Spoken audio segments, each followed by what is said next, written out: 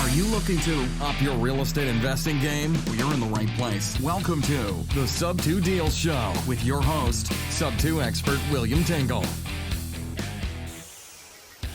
Hey, Sub-Tours, this is William Tingle of Sub2Deals.com. I'd like to welcome you to this episode of the Sub2 Deals Show, where we talk about all things subject to, how to get the deed, turn leads into deeds, and everything else you can think of. Today, we have a guest, Mr. Bill Walston.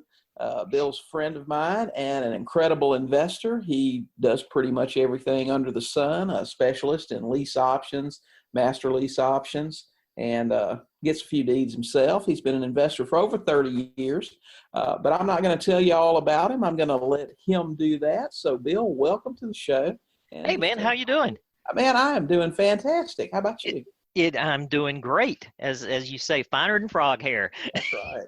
That's right. Fine. So I'm excited to be here. Well, we're glad to have you. It's an interesting topic today, not the most exciting thing out there, but something a lot of people have questions about. Oh, dude, I think it's an awesome topic. Well, see, you like that sort of thing, though. You also like to deal with numbers and taxes. That's true. That's true. Yeah. Well, I started as my background's in finance and accounting, right? Mm-hmm. I got a graduate degree in tax law and started my own practice.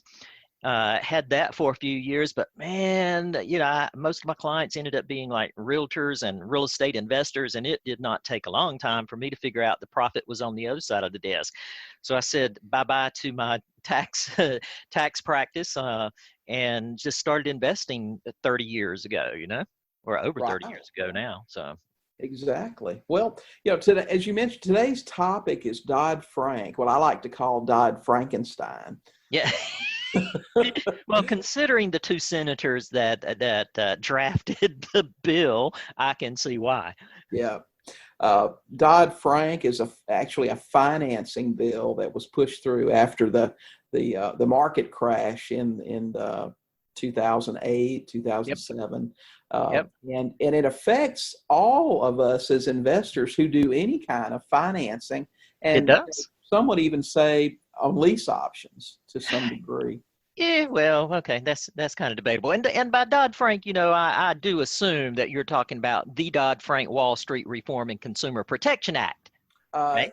Yes. Yes. Okay. I would never remember that. So don't you love the way that government, names these things? They make them sound so friendly, right? Well, Consumer Protection Act. We had the Tax Cuts and Jobs Act of 2017, right, which was changing the whole tax law. And then we had the Economic Growth Regulatory Relief and Consumer Protection Act. That was just a year ago that everybody said, oh yeah, that's going to roll back Dodd-Frank. It didn't, but hey. Well, I like how they put protection in there. I know, in all of them, and consumer, right? It's government's job to protect you. That's it, man. I'm from the government. I'm here to help. That's right. Well, Dodd-Frank was, over 2,000 pages. 2,000 pages, longest bill that I can ever remember being written. And as my granny said, I read it kiver to kiver, right? Just to see what it covered. And only a small fraction of it really covered us as real estate investors, right? But it was pretty hefty what it did. I really believe it had good intent, because it was drafted really to prevent that another financial crisis, like you said. Right. And it was designed to protect the consumer from predatory lenders like us. Oh yeah. Right. And it sounds real good, but I'm really not sure if they knew what the fallout would be for us as investors. And then again, maybe they did, because it's really kind of crazy. It was signed back in July of 2010, by Obama. And it was, excuse me, still got that little frog today. Oh, yeah. The intent was to prevent lenders from making loans to borrowers without a reasonable and good faith determination of their ability to repay. And that's really important. We'll talk about, I'll talk about that a little bit more as I'm talking about the act, but that ability to repay was really a big thing. Well, I find it interesting that Congress had to create a bill to stop lenders from lending to people who could not afford to pay when they actually created the law that allowed lenders to lend to people. There you go. Who could pay. Yeah, I know. It's under the purview of the Consumer Financial Protection Bureau now, right? But even when it got started, signed in 2010, they didn't even have the idea of how to enact the thing until 2013. It affected so many different facets of mortgage banking and Wall Street and payday loans, all of everything like that. Some insurance all fell under this new act, so they didn't even know what to do with it. Yeah. Once it was signed, right? So it was signed in 2010. Took 3 years for them to decide how they wanted to implement it, and then nothing went into effect until 2014. Right, so from the time it was actually signed to the time anything became effective, it was 4 years in there. 4 years before it finally started, right? And then from that point on, every single loan that was made had to fall under those rules and regs, with very few exceptions. There were some exceptions, but very few exceptions. I know it's a monster, and I know it seems to be a topic that comes up a lot with people that especially are just learning, buying subject to, selling with owner financing, that kind of thing. That's the next question. What about Dodd-Frank? What about Dodd-Frank? Because most people don't even understand the law, and because it's complicated, Right. all the different ways that it works. So I guess the main thing, that they're asking is, how does Dodd-Frank affect me as a real estate investor? Right. When I offer seller financing to a buyer. Right. And here's the deal. Okay. First thing you need to know is if the law actually applies to you. Okay. Right. So it's a little bit like SEC rules and regs, and this as far as raising private money or not. The first question somebody has to answer is what you're offering actually a security? Because if it's not, then it doesn't apply to you. Well, we have a similar thing under Dodd-Frank. You say, does the transaction that I'm going to be doing even fall under Dodd-Frank? And if it doesn't, you can forget all the other crap, right? You don't even have to worry about exceptions or anything else. So here's what you need to know about that. First, the Dodd-Frank Act does not apply in any way to loans made on commercial property or vacant land. Okay, so if you're doing units that are qualified as commercial, okay, or if you're dealing with land, regardless of what that land is going to be used for, if it's a vacant land, Dodd-Frank doesn't even apply, and you can just go on your happy way doing whatever you want to do with it, right? Right. It does not apply to loans made on multifamily properties with 5 or more units. Okay, so multifamily residential, even though it's classified as residential, if it's multifamily residential, Dodd-Frank does not apply. Okay, it does not apply to non-owner occupied properties. So if you're dealing with another investor and you're going to owner finance to an investor, then Dodd-Frank is not going to apply to you. Okay. Now, William, as well as I do, there are a few people out there who say, yeah, just make sure you're always dealing with another investor, hint, hint. Make sure you're not dealing with anybody who's actually going to live in the property, hint, hint, right? Yeah. And so they get these people to sign an affidavit that says they aren't going to live there, knowing full well they're going to move in as soon as it closes. All right. That is not the letter of the law, and it really doesn't work if you get your butt caught. Well, no, and that's not how you don't want to base your business on just an out and out lie. Exactly. But if you're truly dealing with another investor, like you and me, William, between the two of us, we could buy and sell, seller finance all day long between the two of us, because neither one of us are going to live in the property. Right. Right. So it doesn't make any difference. The rule doesn't apply. Okay. And then finally, it only applies to property to buyers who intend to occupy the property as a main residence. okay, as a main residence, right? So if by some strange coincidence, if you're selling say you have a property in the mountains and you're selling to a end buyer, and all they're going to do is use it as a vacation home and it's their second residence, Dodd-Frank doesn't apply. And some people don't know that particular rule. No, I didn't know that. I thought if they occupied, then it applied. Yep. Well, the reasoning behind that is most people do not use a second home as their primary residence. So even though they may live there for a few months out of the year, or something like that, as long as it's not their long as it is not their primary residence, okay, then Dodd-Frank does not apply. And what's kind of funny is this is where we cross over into some of these other rules and regs, because the way they define primary residence is they refer back to IRS rules and how IRS defines primary residence. Because over the years, they determined a primary residence for tax purposes, right?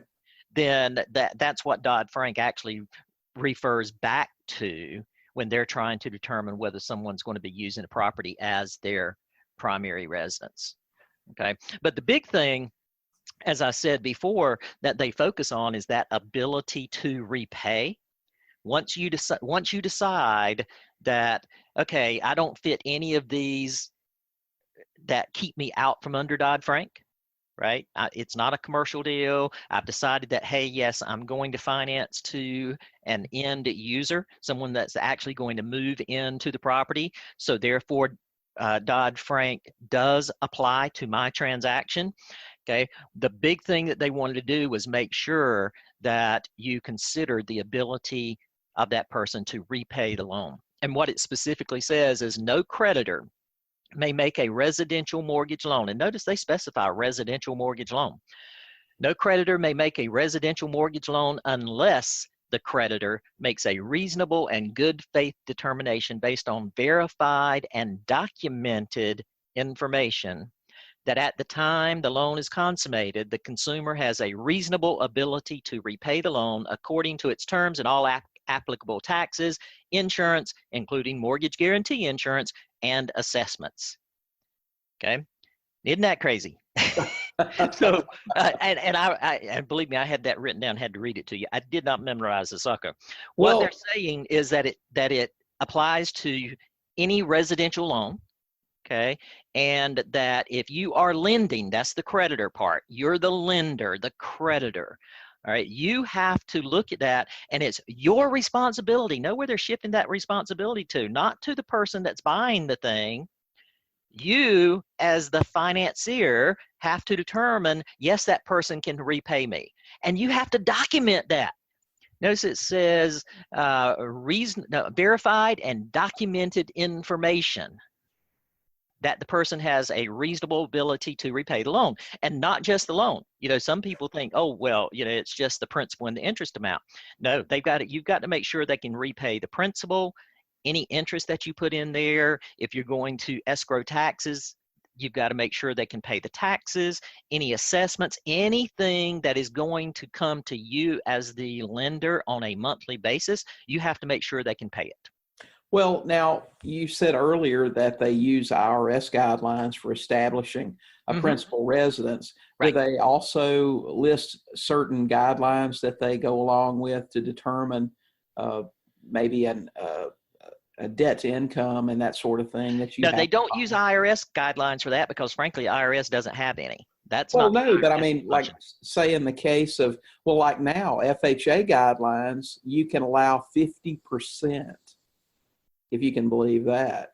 But I read this recently. Well, that believe it or not, okay, that believe it or not came under the recent law, okay, where the economic, which one? Let me look back here just a second. The Economic Growth Regulatory and Relief that was supposed to roll back parts of Dodd-Frank, okay. It didn't do anything for us as investors, but it did loosen lending requirements to lenders, and debt to income ratio was one of those, because when Dodd-Frank was first enacted back when it was originally started in 2014, okay, debt to income ratio had to be 43%. Right. But like I said, I recently read that they had raised that to They 50%. have under that new law. Okay. Under So that under new the new recent law, law. But it's not, but that doesn't refer back to IRS. It refers back to lending institutions. So it right. does go back to those. So I guess I see where you're going now. Yeah. Well, Dodd-Frank does go back and encompass those items. so according to those rules, your potential buyer could, if he could have 50% of his income could go toward the housing.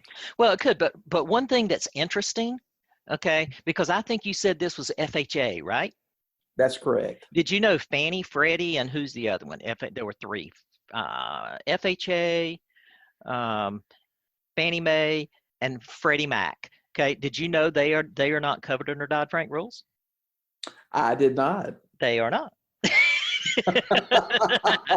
So you know Well, what? that's They were not some of the biggest they were some of the biggest problems in some of this, because a lot of those were some of their loans. But what essentially this was, remember, it was to go against predatory lenders, right?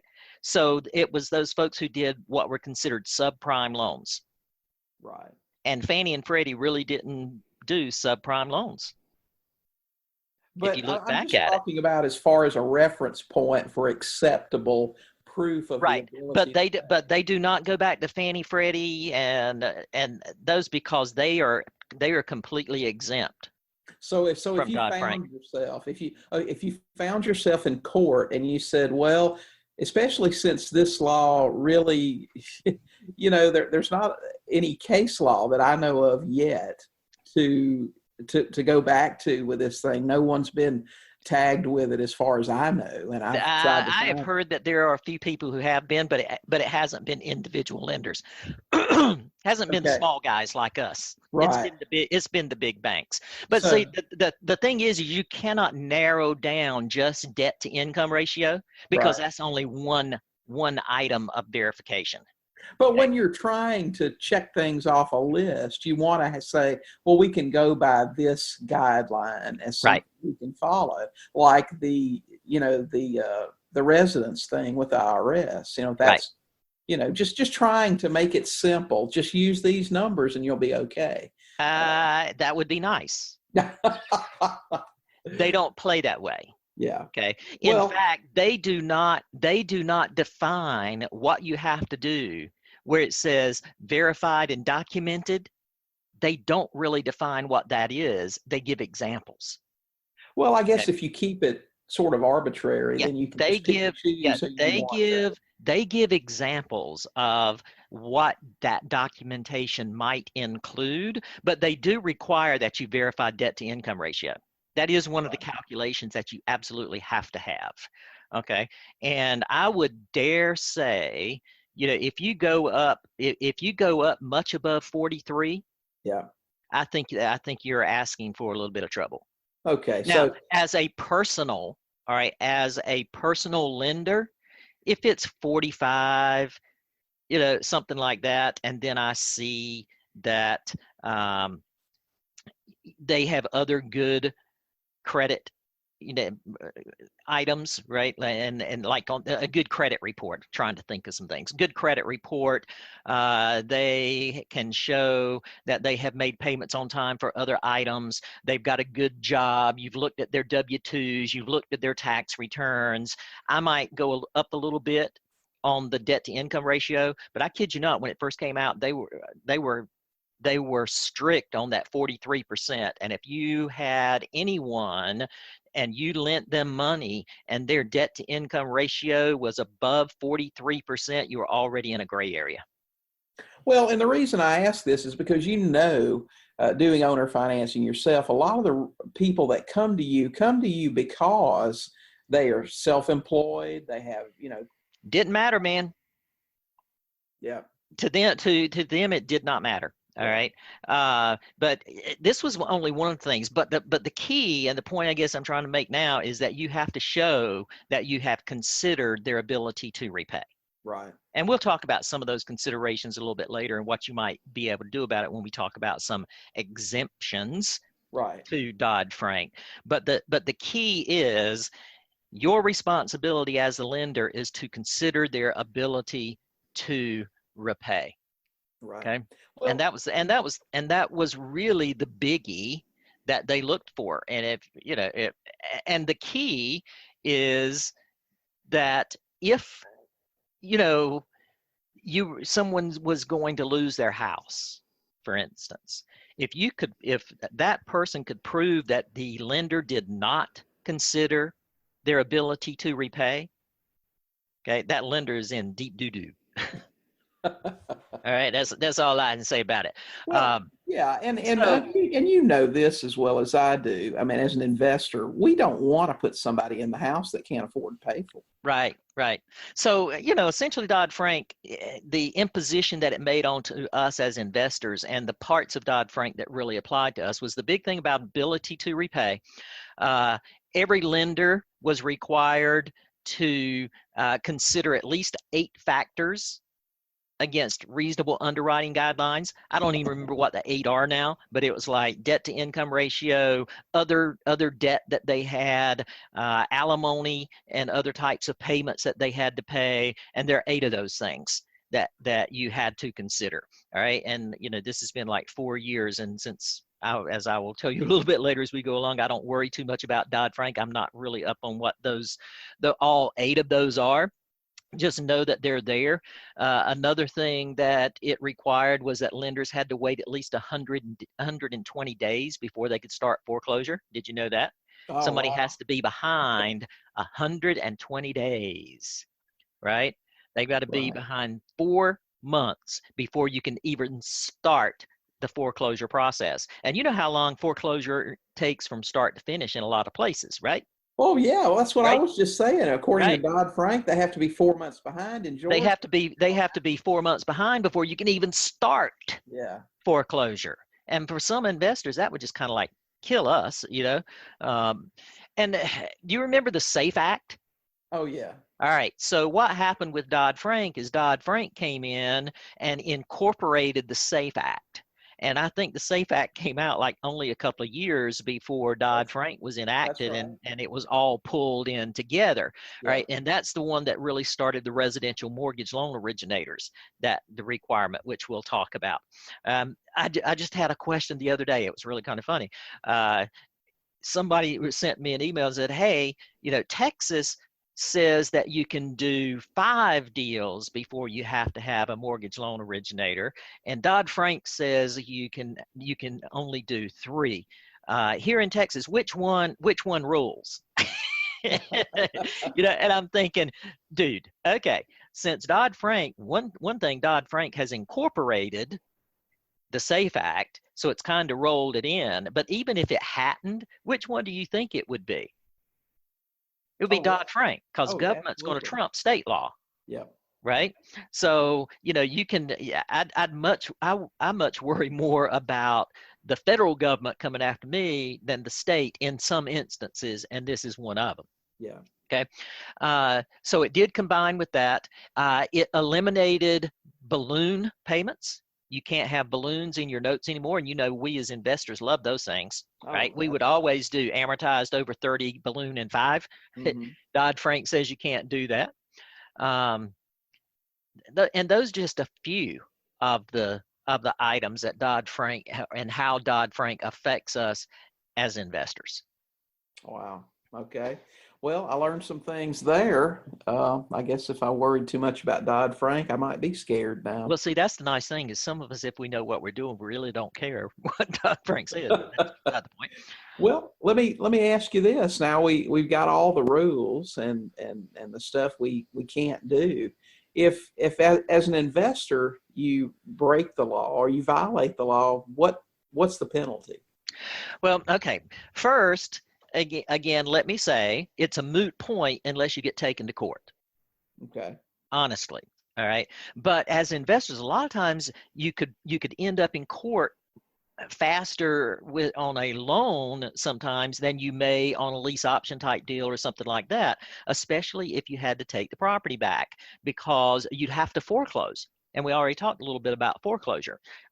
In most states, you have to go to court, right, in order to foreclose. So there you are, you're in court. So you're already there. Well, one of the things that's going to come up is whether or not you considered the ability to repay. If the court finds against you and you are in violation of Dodd-Frank, okay, the penalty is that you have to repay all monies received in the previous 3 years and attorneys' fees and court costs. So this could actually happen during the foreclosure process? It can. In fact, here's the rule, and this is what Dodd-Frank says. First, any borrower on a consumer loan that is secured by the real property has 3 years to bring suit against the lender for failure to consider the ability to repay the loan. Did you know that you don't even have to be foreclosing? Let's say that anytime during the first 3 years, the borrower decides, you know what, I really don't want to be in this property. Yes, I've made all my payments. I'm current, but I just don't like it. Did you know they could take you to court and sue based on saying that you did not consider their ability to repay the loan? They don't even have to be behind in their payments. And they are the ones that initiate the suit, not you. Now, that's during the first 3 years of the loan. They have that right. So it's almost, you know how some place they say, oh, yeah, you have 30 days to decide whether you want it or not. You have 3 days to decide whether you want it or not. Sure. Dodd-Frank actually was giving them 3 years to decide whether they actually want to be in this loan or not. It's try it before you buy it for up to 3 years. Or up to 3 years, essentially. So they could at any, and listen, not only, it's like, it was giving them 3 free years to live in the property, because if you were found in violation, you had to give them all their money back, plus their court costs. Right. Yeah, I thought, man, this is just outrageous and totally unfair. And I still think that, right? Yeah, now, right. the thing about foreclosure, all right, now that rule, the first have 3 years for them to bring suit. Okay. After that 3 year period, if you're in your 4th year or something, they can't do that anymore. So it's a free look for 3 years, right? After the 4th year, Dodd-Frank says, you got to live with it, unless you foreclose on that property. It doesn't matter if they're in the 10th year and then all of a sudden they're not making their payments anymore. If you take them to court to sue based on a foreclosure, they have the right to bring up your failure to consider their ability to repay as a defense against that foreclosure. Well, now how does that compare to not necessarily a mortgage state or any place that requires a judicial foreclosure, but say a deed of trust state or something where you don't go through the court process? Deed of trust, even though it doesn't go through the court process, the borrower can take it to court. Right. As a defense against the foreclosure. But that would be something. And if they do, it stays the foreclosure until the court case is determined. Okay. But they would have to take that action. They would have to take that action, just like they would in the first 3 years. If they wanted to get out of the loan, they would have to take the action to initiate the lawsuit. Right. Okay. Okay. But William, can you just see all these attorneys with the billboards that say, "Are you in a seller financed home? Let us get you out for free." Listen, I had an investor that we both know that told me in their state that there are attorneys that will do that. Actively solicit these people. Yep. That's what I'm saying. So it was really a nightmare when it first came out. As the years have gone by, I think we've kind of said, hey, breathed a sigh of relief, haven't heard any cases about it. But, we still need to be as investors, we still need to be on our guard. Okay. Right. Because the law is still enacted. Everybody talk about it's not being enforced. It's still on the books. So if anybody did want to bring it, as a defense, they could. Yeah. So they can use that, whether it's 3 years or not, they can use that as a defense to offset any action in the foreclosure. Right. And if you're found, if you're found in violation, that same rule applies. 3 years of the 3 past years of their monies that they paid, you've got to give back to them. Even if you're foreclosing. That's right. Even if you're foreclosing, right? So let's say that they had not paid a year of payment, okay, and you decide to foreclose. What would happen is you go to court, they would try to prove the ability to repay, okay? And not only would you lose that 1 year of payments, they get 3 years back. So it's kind of really. Now, remember, going into court, you go into court in two ways, right? And when I mean two ways, you would more likely than not be the defendant if they brought it as a suit to stop foreclosure, right? And you go in, and the presumption is either you did follow Dodd-Frank, or the presumption is you did not, and you have to prove you did, right? Dodd-Frank does have what's called the safe harbor rule. And have you heard of qualified mortgages? Yes. Right. Qualified mortgages is a Dodd-Frank term. And basically what that means is if you follow Dodd-Frank's qualified mortgage rule and you're taken to court, it is assumed that you followed Dodd-Frank, and the borrower has to prove that you did not. Okay, so the burden of proof is on the borrower if you wrote a qualified mortgage. If you did not write a qualified mortgage, okay, then the burden of proof is on you, and you have to prove that you did follow Dodd-Frank rules, and you have to bring in all the documentation that you looked at and all that kind of stuff. So see the difference there. Okay. And a qualified mortgage basically says you can't have any negative amortization. Remember the old negative amortization where you let them pay interest only or something like that, and principal added up, right? Can't have any that everyone had in the 80s. Oh my gosh, yes, because the interest rate was 21%. That's right. Back then, and people couldn't afford to pay the interest, much less the principal, right? So what we were kind of letting them do was pay part of the interest, and you added the other interest to the back of the loan. Yep. Can't do that anymore. So there's no negative amortization. There are no balloon payments. You can't exceed a 30-year term. Yeah. Right. So had to be amortized in 30 years. You cannot have a prepayment penalty. Now I take that back. You could have a prepayment penalty, but it had to fit a schedule that Dodd-Frank presented and said, like in the first year it can only be this percent, in the second year it can only be this percent, et cetera, et cetera. So Dodd-Frank actually said you can only charge this much of a prepayment penalty, and you can only have variable interest under certain specific guidelines. Right. So, ARMs, adjustable rate mortgages and stuff, you couldn't have unless they followed very specific guidelines, and part of the guidelines where they had to be fixed for the first certain number of years, and then it could only adjust a percentage above prime and all this kind of stuff. The point I am making is if you followed every single one of those rules for writing a qualified mortgage, then the burden of proof was on your borrower to show that you did not follow documenting their ability to repay. Okay. Right. If you did not write a qualified mortgage, the burden of proof is on you that you followed Dodd-Frank's rules. Okay. So there's a big difference in the switch in the burden of proof. So for a long time, a bunch of people were writing qualified mortgages, right? I hate the qualified mortgages. Yeah, and everybody thinks that, hey, if I follow Dodd-Frank rules and regs, I can't have balloon payments. I can't do this. Well, that's crap. You can. Okay, it's just it will not be considered a qualified mortgage. And if you are taken to court, the burden of proof is on you and not on your borrower. Right. Does that make sense? Oh, sure. Okay. So what I do, I'm not a big fan of qualified mortgages. So in my own personal business, I didn't write qualified mortgages. I didn't worry about it. Oh, I don't either. So I was kind of one of those guys, right? Hey, it's a moot point until I get sued. Yeah. Okay. So that's what I would do. Right. Once you find yourself in court for that reason, I mean, it doesn't matter at that point anyway, I don't think. That's right. The Sub2 Deals Show with your host, Sub2 expert William Tingle. We'll be right back.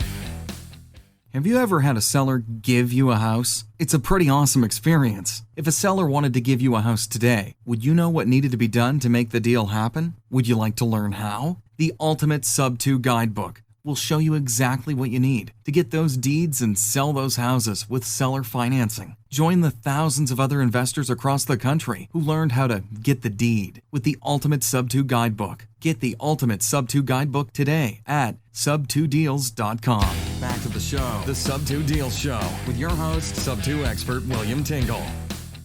Well, all the rules, the regulations, and, I know one of the first things that a lot of people, they read this thing and they go, okay, we've got to use a mortgage broker to qualify our buyers. Right. Okay.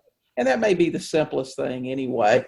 So do you have to use a mortgage broker, and how does that work anyway? I mean, what is their function, and what are you exactly getting them to do? Okay. Well, and that's the thing, right? Sometimes you may have to use a mortgage broker, sometimes you may not. And that's what we were talking about a little bit earlier. So let's say that we have, right, remember, first thing you have to do is decide whether you even fall under Dodd-Frank or not. Right. Okay.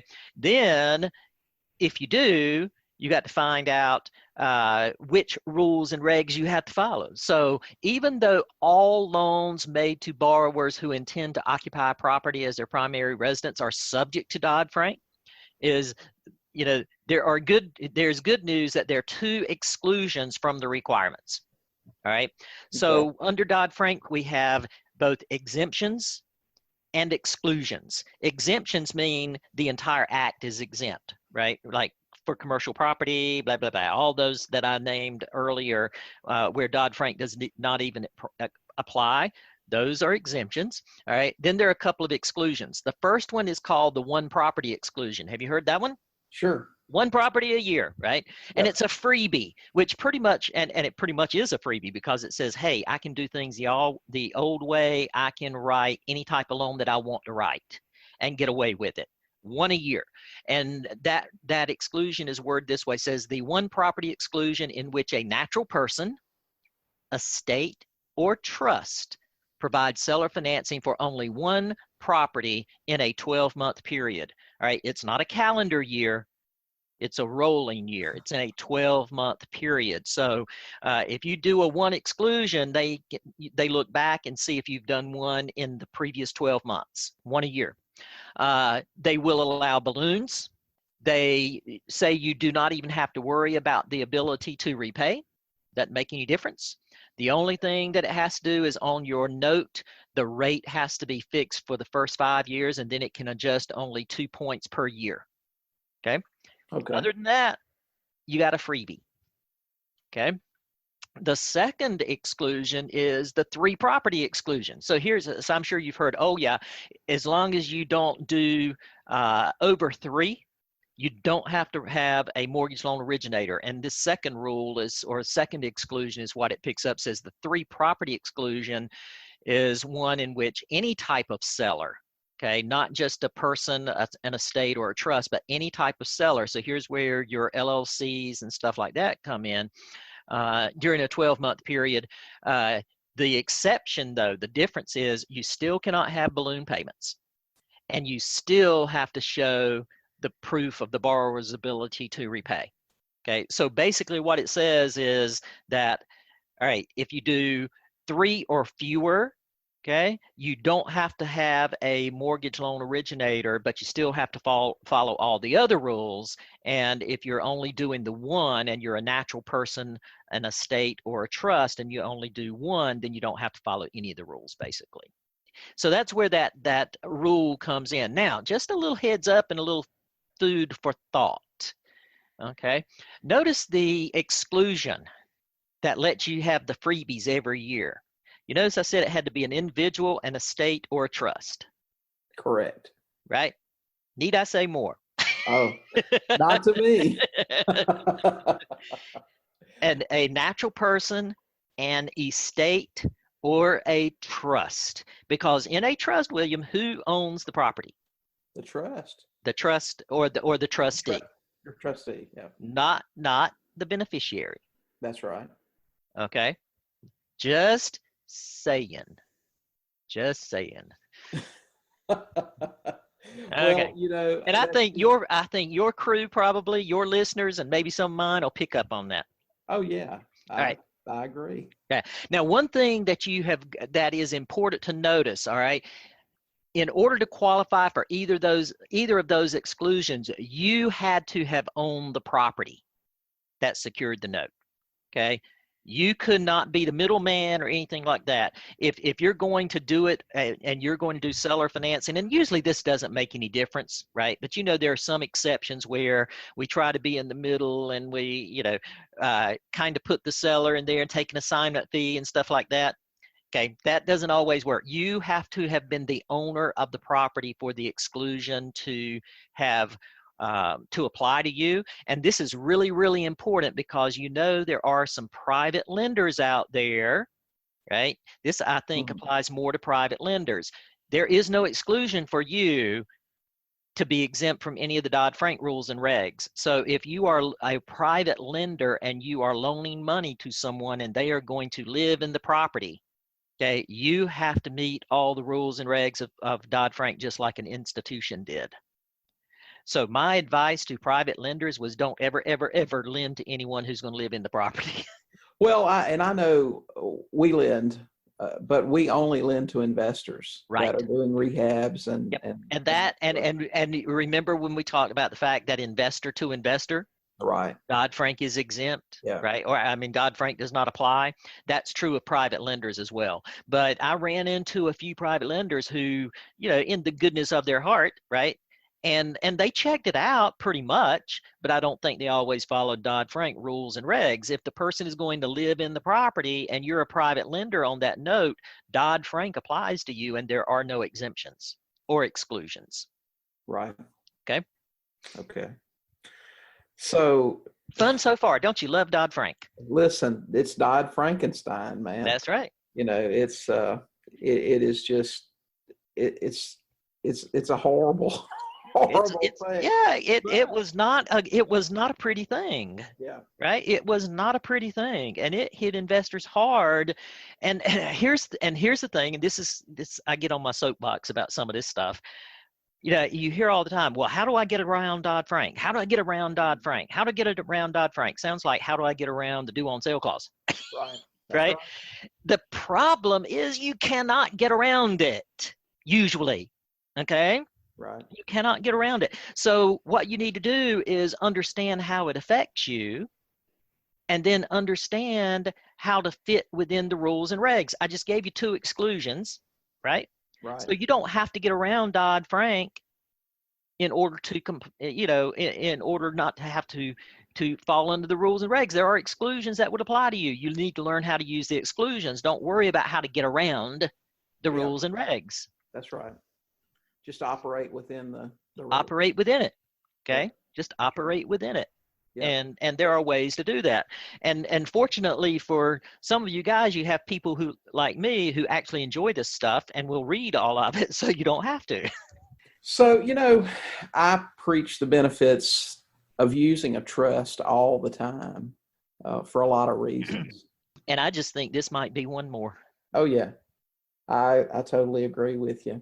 So in view of all of the rules and the exemptions and the regulations, what would your advice be to an investor who is getting started or buying subject to, and they want to maybe switch over to just offering seller financing to end buyers who will occupy the property? What would be your suggestion? Well, one thing to remember is that Dodd-Frank and the Consumer Financial Protection Bureau, the CFPB, which now governs Dodd-Frank, it's really set up to protect consumers, all right? And it is very consumer focused. And while owner financing is mentioned, it's really not a big focus of the act. You and I both know there's nobody sitting in the courthouse trying to see all the seller finance notes that are getting recorded and that type of thing. Right. Just doesn't happen. Okay. Dodd-Frank is only going to hit us as investors if we're ever taken to court. Okay. My thing is I don't want to be the test case. So my suggestion and advice to investors is always kind of what I just said while I was up on my soapbox. Find out what the rules and regs are, and then find out how you can comply in order to still be able to get what you want to do done. Right? What you want to do is be able to sell a property that you own to an end user and collect money. Okay. So you find out how you can do that within Dodd-Frank rules and regs and just be in compliance. It's not that hard. I had this thing, it's not rocket surgery, right? That's right. Okay. So there are ways that you can comply. And you know, you and I were kidding around when we're talking, but we actually did allude to one, right? I am a firm believer that if you are taking your property in a trust, okay, and you have different trustees for these trusts, right, that a trustee can do up to 3 sales of seller finance deals without having to have a mortgage loan originator. Now, still have to technically follow the Dodd-Frank rules and regs, right? Which is, you know, no negative amortization, all that kind of stuff. If you want to be super covered, right? But as I already mentioned, I don't worry about writing qualified loans. If I have to go to court, you know, and they say, hey, the burden of proof is on you, I say, so be it, right? That's all it really does. Not writing a qualified mortgage is not against Dodd-Frank rules and regs.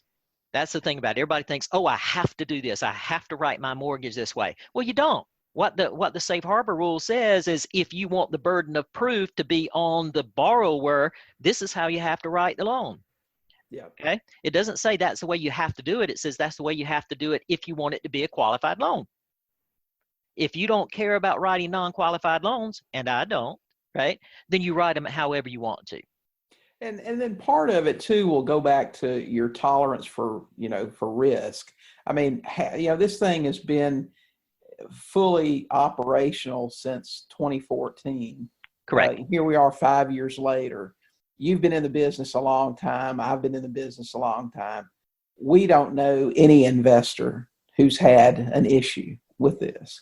That's right. And there's an awful lot of seller finance loans that are happening. Right. Right. And, you know, I do seller finance loans. I don't do hundreds a year. Okay. Oh, I don't either. I think that sometimes the depending on the amount of your volume might depend on whether you want to write qualified loans or not. You know, maybe if you've got a big volume going, you may want to consider writing qualified loans. Maybe if you've got a big volume going, you want to use a mortgage loan originator regardless of whether you could use a trust and not have to, right? I know of an investor that he does nothing but seller finance deals, okay? And I'm pretty darn sure a lot of his loans may or may not be qualified loans, okay? But he does use a registered mortgage loan originator to underwrite those loans because that's one layer of protection in there because most people who are using a registered mortgage loan originator, they have their own rules and regs about how they underwrite. Oh, I absolutely think if you're doing any kind of volume, you should use an originator. It's just, it's one less thing that you have to deal with. And especially in my position where I'm not there to do any of those things, it just makes things go a lot smoother. And it gives your business a lot of credibility when it sure does. Yeah, when these people handle that aspect. Not only that, just having those contacts, they send you leads for sellers and buyers. They sure do. Yeah. And so I am in no way advocating that, oh yeah, you should never use a registered mortgage loan originator. Okay. I think that in some cases you absolutely should. I think in other cases it's not necessary, right? So somebody says, well, you know, whether you're going to use them or not, why do you say that if you use a trust, you can do more than 3 deals without a mortgage loan originator? Well, you know, I might do 6. Okay. So I want to be in a situation where I would not have to use a mortgage loan originator. Yeah. Right. And so I will use a trust for my deals. Yeah. Because that way I don't have to, because that's the first layer. You know, if I personally, and this is just my personal belief, I think that if someone were going to start an investigation, it would be because you're closing deals without a mortgage loan originator. That would be the first sign, maybe, if you follow what I'm saying. Right. Okay? And plus the fact that SAFE Act is enacted in all 50 states as well. Mm-hmm. So you have that forefront, and they require a mortgage loan originator for a certain number of loans. Okay, so if I'm not going to use a mortgage loan originator, then I want there to be a reason that I'm not using them. It's not just because I'm ignoring the law. It's because I am in compliance with the law, and the way that I have my business structured, I don't have to use a mortgage loan originator. So you'd feel comfortable advising someone new to this to, first of all, use a trust for your title holding, Mm-hmm. and secondly, use a mortgage originator, and then that should, take care of most any problem you'd have. I would say so. Yep. Yeah, And the thing is you and I both know that years ago we closed our own deals. Remember, we had the tabletop closing, right? I mean, we just listen. I carry deeds around in my briefcase. I had what I called a buyer's briefcase. Absolutely. Okay. Now, would I do that today? Probably rarely. Not. Yeah. Rarely. In fact, today I use title companies or attorneys sometimes to close my deals. Not because I don't know how to close them myself, but because in this litigious society that we're in, and in the skeptical society that we are in now, I just think it gives the buyers, the sellers as well, when I'm buying subject to, right? It just gives them a higher level of confidence. Oh, I would absolutely not close with a buyer without doing it at a title company or attorney. Right. Absolutely not. Right. And in a lot of cases, I don't close with sellers outside of title company. We will close with sellers with a mobile notary. Right. Well, now I will do it honestly. Sometimes I'll do it with a mobile notary. Mm-hmm. Okay. Because they don't expect to go with a title company necessarily. Right. But if it's something local, right, and they think I'm local somewhere or something like that, then they like to go in and sit down and sign something. Yep. But if they know that they're dealing with it, and it's really perception, because isn't that kind of crazy? I can send a deed to someone in Georgia.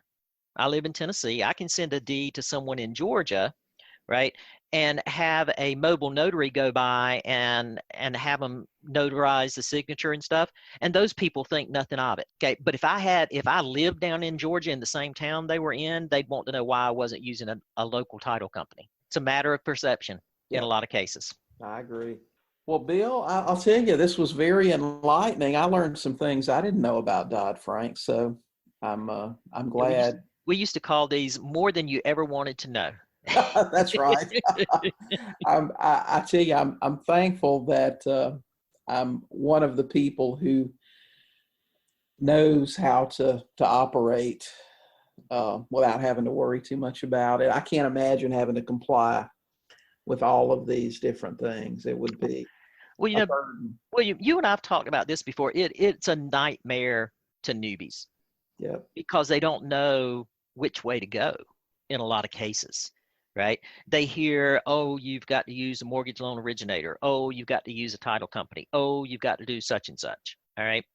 That's not always the case, but they don't know that, right? Yeah. And they're hit with all these rules and regs. I think it's really important for everybody out there to find someone that they trust and resonate with and will listen to.